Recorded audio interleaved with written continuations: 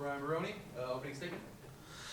I just thought that we came out with such a good attitude of sharing the ball today. I thought early we jumped on them early. I think D1 made a couple threes, but it was because the ball was moving, and it was really implemented. They implemented what we had asked them to do, and they did a really good job of that. And then defensively, I thought our length and our activity and ability to play through our mistakes made up for the mistakes. Like, instead of just stopping and going like, man, they got us. Like, we had a rotation and an extra guy flying at the ball, and there was a great togetherness. This team is growing and growing and growing every day. We're fighting through what every team's fighting through: injuries, sicknesses, whatever. And it was nice to have a game where we had a lead, sustain the lead. They made a little run because they're a well-coached team, and they're a very good team. And then, like, in that little stretch, Sean Doss did a great job. So I was proud of our defensive effort, and I was proud of how we shared the ball tonight.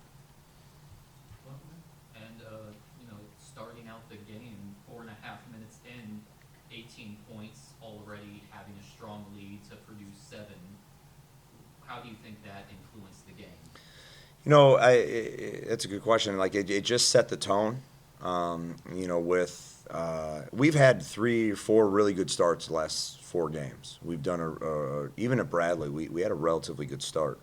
And I think it set the tone, and then we kind of relied upon those starts to say, okay, now we got to make that next step.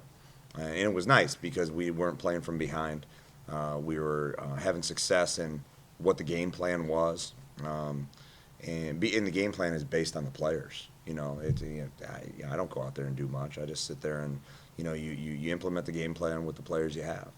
And they really responded the right way. And it's interesting you mentioned that it set the tone because out of 10 timeout periods in the game, there was only 1 point where Purdue scored more than SIUE. The other 9 timeout periods were all SIUE led.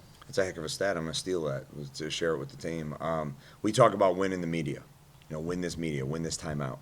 Because obviously, if you win every 4 minutes, you win the game. And that's a goal. We talk about it every single timeout. Let's win this media. Let's win this media. So if you're down, you win the media. You got a chance. If you're up, you win the media. You're going to win. So that's so 9 out of 10. That was really good. Our guys responded really well out of timeouts. We had 2 play busts out of timeouts, which I wasn't happy with. But then in that one little stretch, Doss came out and made a huge little post up out of one of our timeouts, and I thought that kind of got us all back on the right course. All right, and you had Sean Taylor out there dominating the court for a good chunk of the game. Yeah, Ray's a good player. He had 20. Yeah, I like the fact that he rebounds. He's willing to go in there and rebound the ball. And today he had 6 assists and 2 turnovers. That's coming off a game where he didn't have that. He only had 1 assist and more turnovers in the last game. And he was in watching film. He's talking about it. That's the first thing he's talking about is, I had plus assist to turnover ratio. And I thought that allowed our offense and everyone to get involved. We have 1, 2, 3, 4 guys at double figures, and Lamar was right there with 9, which is really nice to see. Really nice to see.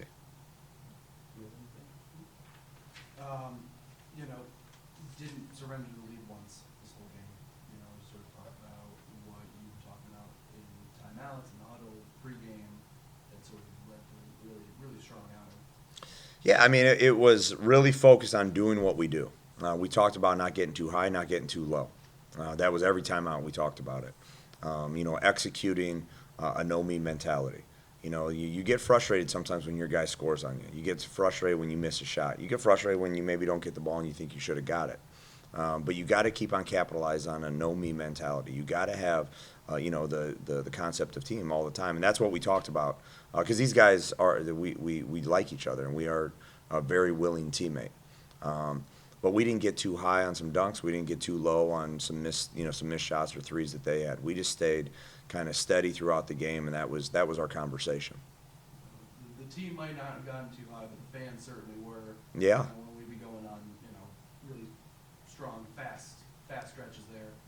Whether it be Sean hitting a couple threes or Courtney or Ray making a dunk.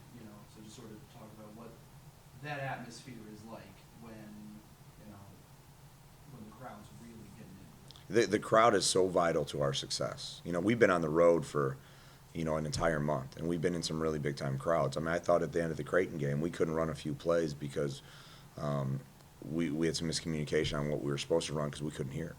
And you know, so for example, that's an example of, you know, how it can affect you know, a win and loss, in my opinion. And I thought just seeing the smiles, seeing the community, seeing the red, you know, seeing the people that I get text messages from or random messages here and there in person, you know, on the court with us, it's special. This place is a very, very special place, all right? And people talk about how good this place, it's a great community.